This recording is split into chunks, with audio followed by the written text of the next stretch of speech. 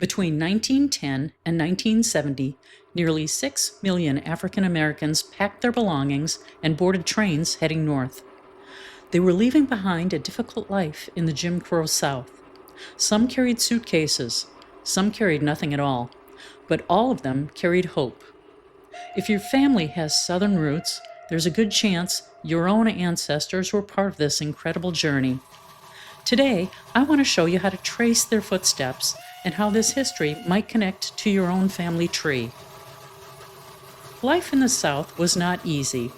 Many families worked long days in cotton fields, often as sharecroppers. They worked hard, but they rarely earned enough to get ahead. The cycle of poverty kept them trapped for generations. Whole families, including children, worked from sunrise to sunset. It was exhausting, and the pay was low.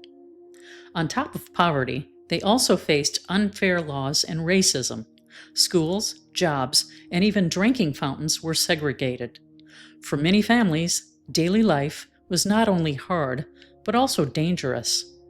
With little chance for change, many families decided it was time to leave. They wanted safety, better pay, and a fair chance at life. Word spread about jobs in northern cities, and soon people began to move. Families left many states in the South, especially Mississippi, Alabama, Georgia, and the Carolinas. Many headed to the East Coast, to places like New York and Philadelphia. Others traveled to the Midwest. Chicago, Detroit, and Cleveland became major destinations because factories needed workers. These northern cities offered better pay and more opportunities than people had ever known before. If you want to follow your family's journey, the 1940 census is a great place to start. The census lists where the person lived in 1935, which can show you if they just moved. You might see that someone was born in Mississippi but lived in Chicago 5 years later. That's a big clue that they were part of the Great Migration. The 1950 census can help you see where families were living after they settled in the North. Before they left, families often appeared in Southern records. Marriage records, birth records, and church books can show you exactly where they lived. Draft cards from World War I and World War II are especially helpful because they list addresses, occupations, and even names of family members. These records often show your ancestors' last known Southern location before moving north. Once your ancestors reach the North, they often show up in city directories.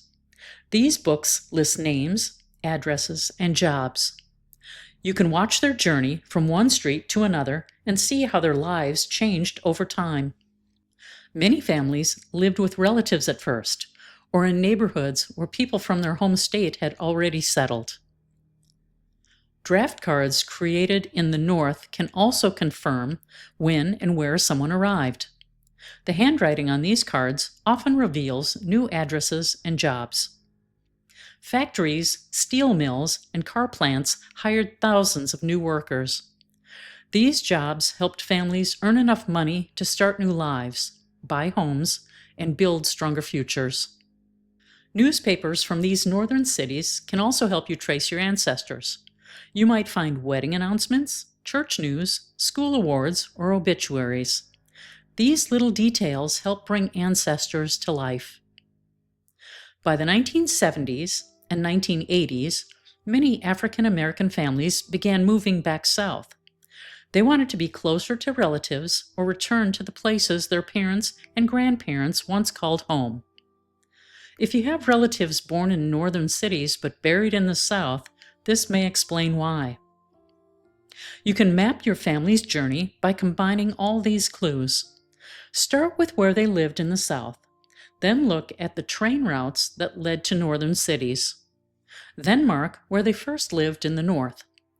When you place all these points on a map, you can clearly see the paths they traveled. The Great Migration changed the lives of millions of people.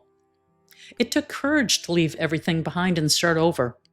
Your ancestors' journey helped shape who you are today. If you learned something new, or if you traced your own family's journey, I'd love to hear about it in the comments.